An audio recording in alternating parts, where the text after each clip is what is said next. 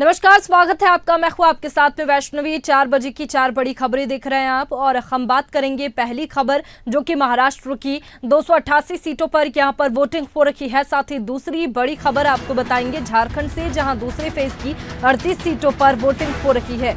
बता दें कि तीसरी खबर में आप देखेंगे यूपी में वोटिंग के दौरान पुलिस पर हुए पथराव की हम बात करेंगे, और G20 में भारत चीन डायरेक्ट फ्लाइट शुरू करने पर चर्चा। साथ ही मानसरोवर यात्रा फिर शुरू करने पर भी बातचीत को लेकर के ये चार खबरें हम आपको बताने वाले हैं। 4 बड़ी खबरों में पहली खबर महाराष्ट्र की होगी, और दूसरी झारखंड की, तीसरी उत्तर प्रदेश की, और चौथी खबर G20 से जुड़ी आप देखेंगे।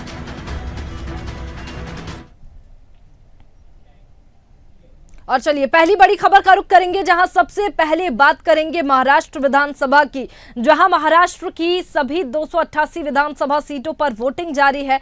सुबह 7 बजे से शाम 6 बजे तक मतदान चलेगा। बता दें कि नतीजे 23 नवंबर को आएंगे। राज्य में दोपहर 1 बजे तक 32.18% वोट पड़े हैं। गढ़चिरौली में सबसे ज्यादा 50.89 और मुंबई सिटी में सबसे कम 27.73% वोट डाले गए। कांग्रेस नेता श्रीनिवास बीवी ने शिरडी में फर्जी मतदान का आरोप लगाया है। उन्होंने दावा किया कि धुले की रहने वाली लड़की ने शिरडी में मतदान किया है, और धुले के एक पोलिंग बूथ पर भाजपा और वंचित बहुजन अखाड़ी के कार्यकर्ताओं के बीच मारपीट हुई। उधर कैशकांड पर भाजपा महासचिव विनोद तावड़े ने कहा कि ये एक साजिश है। राहुल गांधी आरोप लगा रहे हैं तो वह पहले मेरे पास 5 करोड़ मिलने का सबूत दे।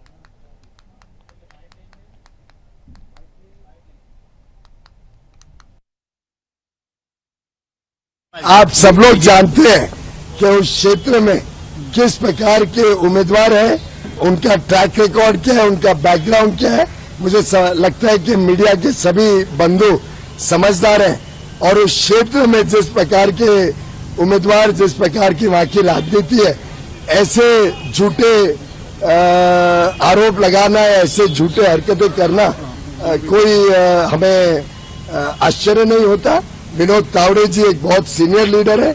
विनोद तावड़े जी को कोई इस प्रकार के झूठे आरोपों से कोई भी भारत की, मुंबई की जनता, महाराष्ट्र की जनता पर गलतफहमी होने का सवाल ही नहीं। इस बार 175 सीटों के आसपास महायुति महाराष्ट्र में जरूर जीतेगी, स्पष्ट बहुमत रहेगा, और हमारी सरकार पुनः हमारे महाराष्ट्र में बनने जा रही है। The sheer desperation of the Bharatiya Janata Party has been made obvious since yesterday morning, where Mr. Vinod Taure, who's a general secretary, a senior leader of the BJP, has been caught distributing money to the people of Maharashtra in the hope of buying this election out. They know they're headed towards a disastrous election outcome. That is why they're following down to these cheap measures of putting out an audio clip of Supriya Sule and Nana Patole. If you look at the audio clip of Supriya Sule ji, those who have seen her over the years, duty भी है कि मतदान जरूर करें, जिसको भी करें लेकिन करें। यहाँ तक मैंने मतदान मोबाइल एजुकेशन है। ओके, चलो महाराष्ट्र की एजुकेशन तो मैडम का नहीं है, पीछे नहीं आएगा मोबाइल मैडम का नहीं। मैं उन लोगों को वोट दूंगा जो कि महाराष्ट्र की डेवलपमेंट के साथ साथ। How would I appeal means I'll say this only. I appeal to you, please come and vote. It's ridiculous that कहना पड़ता है कि आपको आगे वोट करना है। ये आपका शहर है, आपका स्टेट है, आपका देश है। अगर आप में, आपके दिल में देश के प्रति प्रेम है, स्टेट के प्रति प्रेम है, तो आके वोट कीजिए, आपकी जरूरत है, बस इतना ही। अभी देखो भैया, सब लोग बहुत हाई पोजीशन में है। उम्मीद तो मुझे नहीं पता, बट मैं चाहती हूँ कि सब पब्लिक निकले। जिसको चाहते हैं कि वो आना चाहिए, उसे निकल के वोट देना चाहिए। मैं इसलिए सुबह सुबह वोट देने को आ गई हूँ, और मैं भी वेट करूँ रिजल्ट का कि कौन आता है। जो भी आए अच्छा आए, जो जनता को सेवा दे और अच्छा करे, मैं यही चाहती हूँ।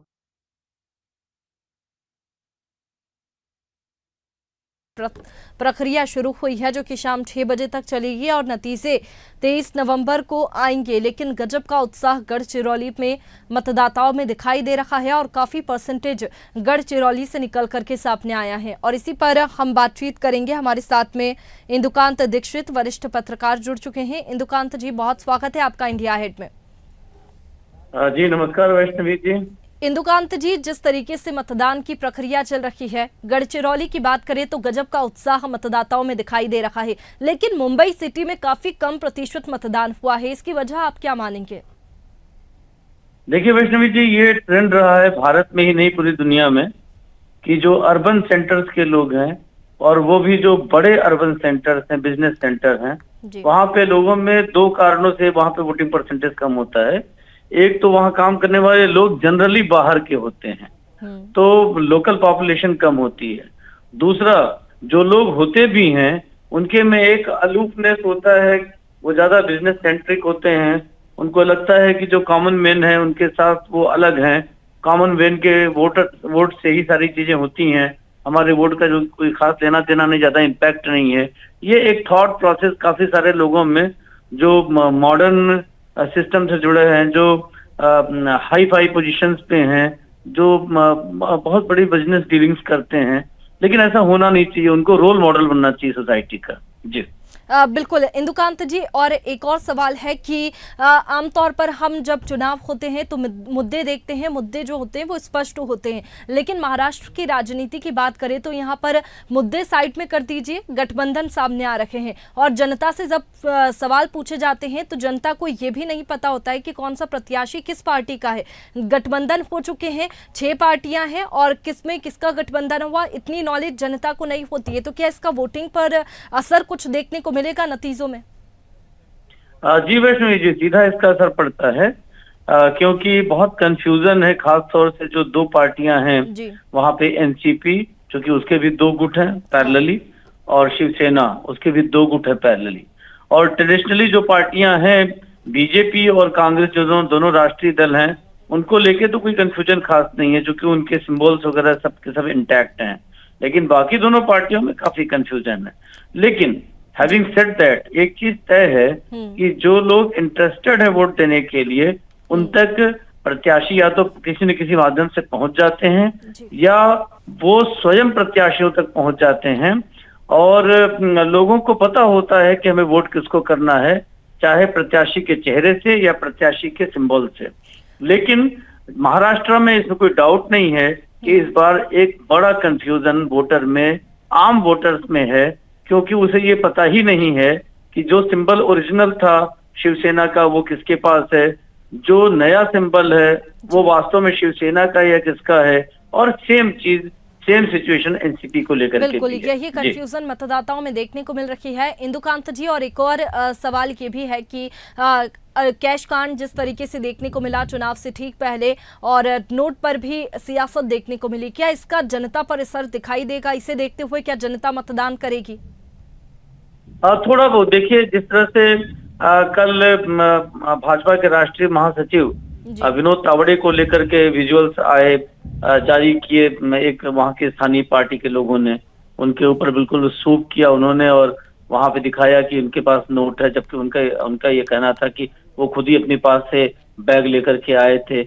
और वाकई अगर 5 करोड़ का आरोप लोगों ने लगाया है तो वहां से बरामदगी 40-50 लाख तक तो कम से कम होना चाहिए था। बरामदगी कुल मिला के 9,50,000 के आसपास हुआ। तो ये दर्शाता है कि ये चीजें कंफ्यूज करने के लिए, डिस्ट्रैक्ट करने के लिए ज्यादा है। हकीकत क्या है ये जांच पे पता चलेगा। और सिमिलरली आपने देखा कि बिटकॉइंस को लेकर के जिस तरह के आरोप सुप्रिया सुले जी पर लगा, और अपना कांग्रेस के वहां के प्रदेश अध्यक्ष पटोले जी पर लगा, तो इन चीजों का पब्लिक जान गई है कि ये लास्ट आवर्स में डिस्ट्रैक्शनरी टैक्टिक्स हैं, जो पब्लिक के मन में इनकी नीतियों को लेकर, पार्टियों को और उनके कार्यक्रम को लेकर के पहले से एक इमेज है, उसी से वोट करेंगे वो।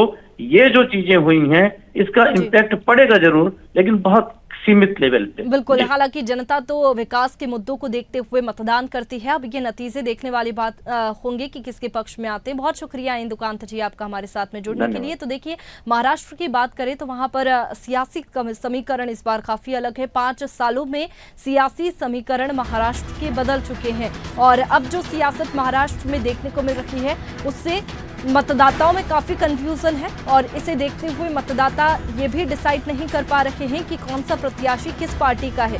तो ऐसे में मतदाता मतदान तो कर रहे हैं, लेकिन अब ये नतीजे बताएंगे कि किसके पक्ष में मतदान हुआ है।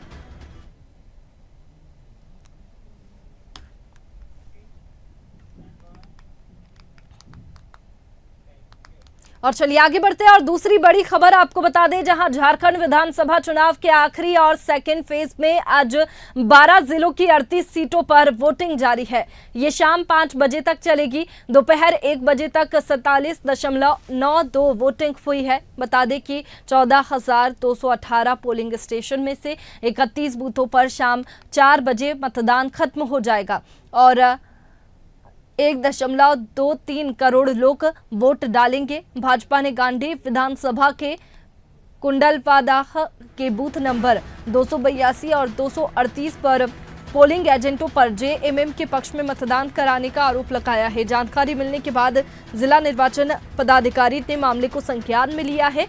भाजपा ने सीसीटीवी फुटेज भी जारी किया है। गांधी सीट से सीएम हेमंत सोरेन की पत्नी कल्पना मैदान में है।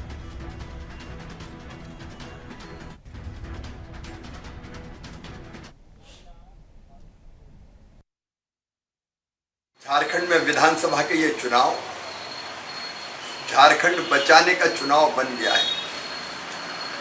झारखंड में रोटी बेटी माटी संकट में है। नौजवानों को रोजगार के नाम पर जेएमएम और कांग्रेस की सरकार ने ठगा है, छला है। मां बहन और बेटी की इज्जत मान सम्मान सुरक्षित नहीं है। संसाधनों पर घुसपैठिए कब्जा करते जा रहे हैं।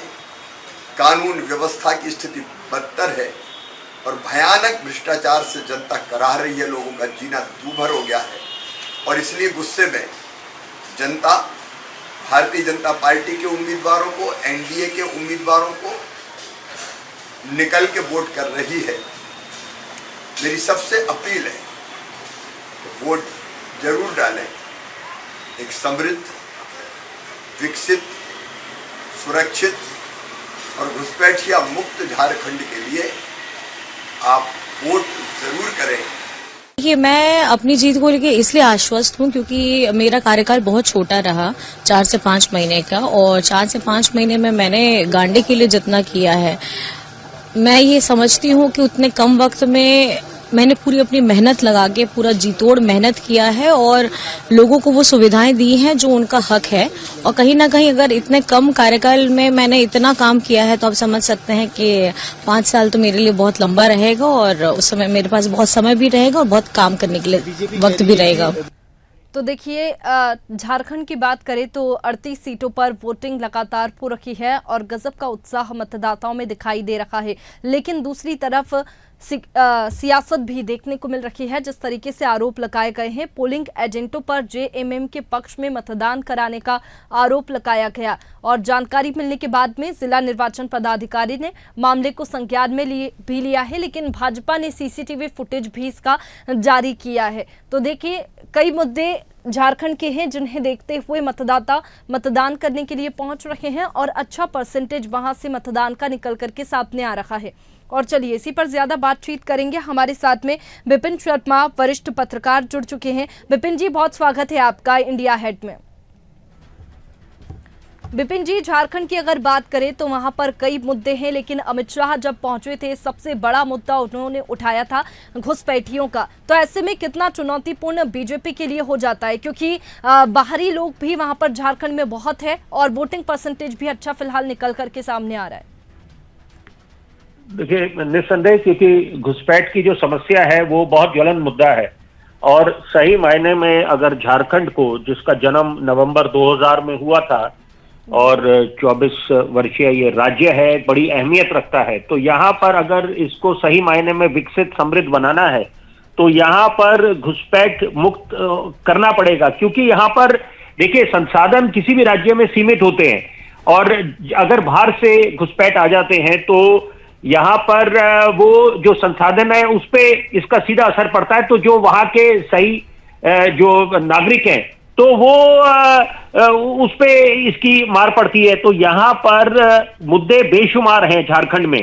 क्योंकि अगर कुपोषण की बात करें, देखिए चुनावी मैदान में जब नेता उतरते हैं ऐसे मुद्दे साझे करने चाहिए, ये रोड मैप साझा करना चाहिए कि आप कैसे कुपोषण से निजात दिलाएंगे झारखंड की जनता को। दूसरी बात है कि जो ड्रिंकिंग वाटर है, टैप वाटर है, कि कितने प्रतिशत घर में जा रहा है, तो वो भी एक बहुत बड़ा मुद्दा है। बेरोजगारी अपनी जगह एक गहन मुद्दा है। तो यहाँ पर मुद्दों की कोई कमी नहीं है, लेकिन यहाँ पर देखिए ये जो लोकतंत्र का महापर्व है, फेस्टिवल ऑफ डेमोक्रेसी, तो यहाँ पर अच्छी बात है कि ये दूसरे चरण में आज दूसरा और जो अंतिम चरण है 38 सीटों पे मुकाबला है और कड़ा मुकाबला है। तो यहाँ पर ये नहीं आप बाजी कौन मारेगा, ये तो 23 तारीख को का मुकाबला है, ये तो देखने वाली बात होगी कि किसके पक्ष में मतदान जाएगा। लेकिन जिस तरीके से आरोप लगाए जा रहे हैं, भाजपा ने पोलिंग एजेंटों पर आरोप लगाया कि जेएमएम के पक्ष में मतदान करा रखे हैं वे लोग,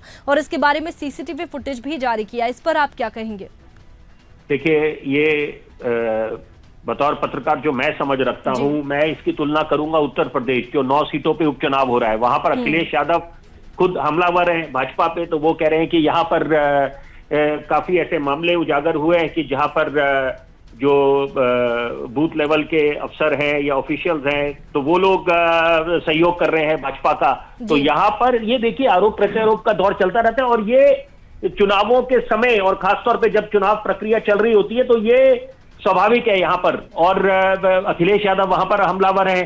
महाराष्ट्र में अलग किस्म की राजनीति चल रही है बिटकॉइन को लेकर, फिर वो जो मामला पैसों का मामला सामने आया। सियासत तो देखने को मिलती है, अब ये नतीजे देखने वाली बात होंगी कि झारखंड में क्या कुछ नतीजे निकल करके आते हैं। हालांकि ये तो दूसरा फेज है मतदान का। बहुत शुक्रिया विपिन जी आपका हमारे साथ में जुड़ने के लिए। तो देखिए मतदाताओं में गजब का उत्साह देखने को मिल रहा है और अच्छा परसेंटेज मतदान निकल करके सामने आ रहा है। शाम 5 बजे तक मतदान होगा और ये दूसरा फेज मतदान का, झारखंड इलेक्शन का ये दूसरा फेज है। 38 सीटों पर दूसरे फेज में वोटिंग हो रही है।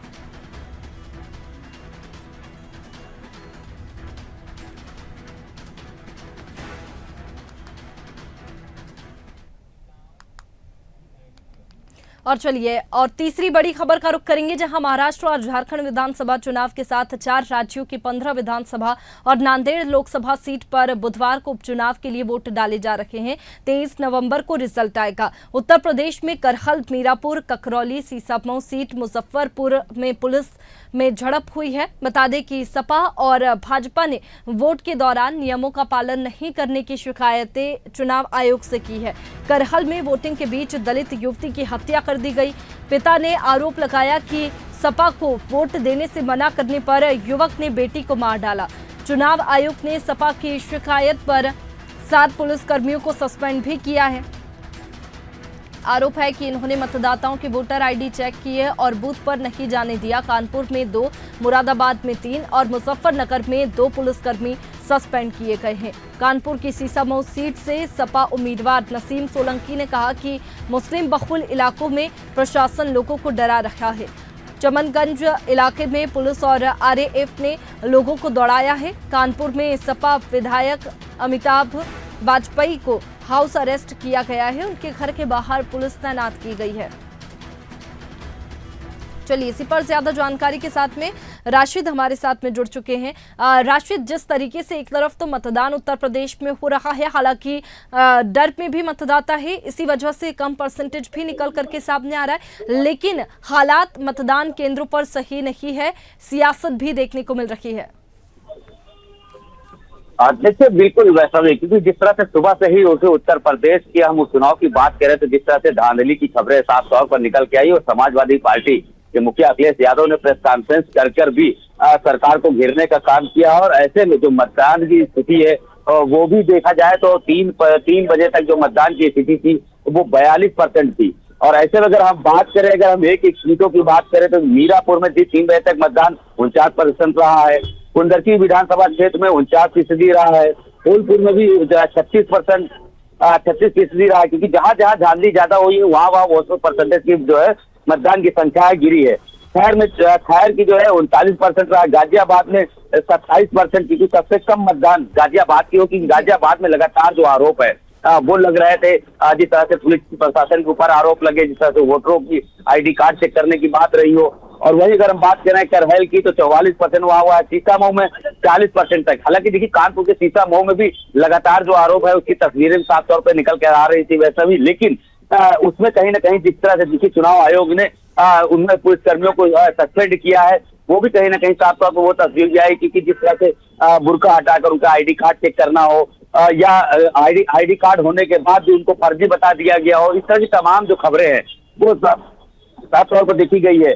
कटहरी विधानसभा की बात करें तो वहाँ 49% सीट 49% जो है मतदान हुआ है, और साथ ही मझगवा में 3 बजे तक जो है 43%। तो ऐसे में देखिए लगातार जिस तरह से देखिए अगर हम बात करें उत्तर प्रदेश में चुनाव प्रतिशत की, वो घटता चला गया है, क्योंकि जिस तरह से अगर हम बात करें सुबह की, तो सुबह जिस तरह से 9 बजे तक जो मतदान था वो 10% था, उसके बाद हालांकि जो है 10 बजे के बाद 21% हुआ था, लेकिन उसके बाद फिर धीमी गति हो गई। हालांकि देखिए अभी लमसम अभी आधे घंटे और बचे हैं मतदान को, तो देखते हैं कि अभी इसका कितना बिल्कुल काफी कम मतदान होता समय है। बचा है। अब ये देखने वाली बात होगी कि कितना वोटिंग परसेंटेज बढ़ता है, क्योंकि मतदाता भी डरे हुए हैं। जो पथराव देखने को मिला, जो झड़प देखने को मिली थी, उसके बाद में लगातार मतदाताओं की जो संख्या है मतदान केंद्रों पर वो कम दिखाई दी है। अब ये देखने वाली बात होगी कि कुल मिलाकर कितना वोटिंग परसेंटेज निकल करके सामने आता है। बहुत शुक्रिया राशिद आपका तमाम जानकारी के लिए।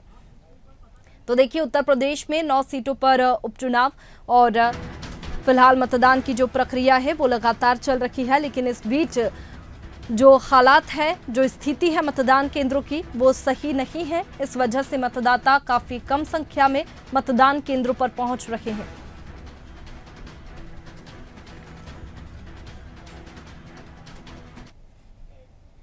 चलिए चौथी बड़ी खबर का रुख करेंगे, जहां ब्राजील की राजधानी रियो डी जेनेरियो में 2 दिन तक चली G20 समिट का समापन हो गया है। इस दौरान भारत और चीन के विदेश मंत्रियों के बीच बातचीत हुई। इसमें दोनों देशों के बीच सीमा विवाद पर 5 साल बाद विशेष प्रतिनिधियों की बैठक बुलाने पर सहमति बनी। विदेश मंत्रालय ने बुधवार को बताया कि भारत के विदेश मंत्री एस जयशंकर और चाइनीज फॉरेन मिनिस्टर वांग यी ने दोनों देशों के बीच सीधी उड़ान और कैलाश मानसरोवर यात्रा दोबारा शुरू करने पर भी चर्चा की। कोविड महामारी के बाद से ही इन दोनों पर रोक लगा दी गई थी। G20 में भारत चीन डायरेक्ट फ्लाइट पर चर्चा हुई है। तो देखिए ये 2 प्रमुख मुद्दे थे जिन पर चर्चा हुई।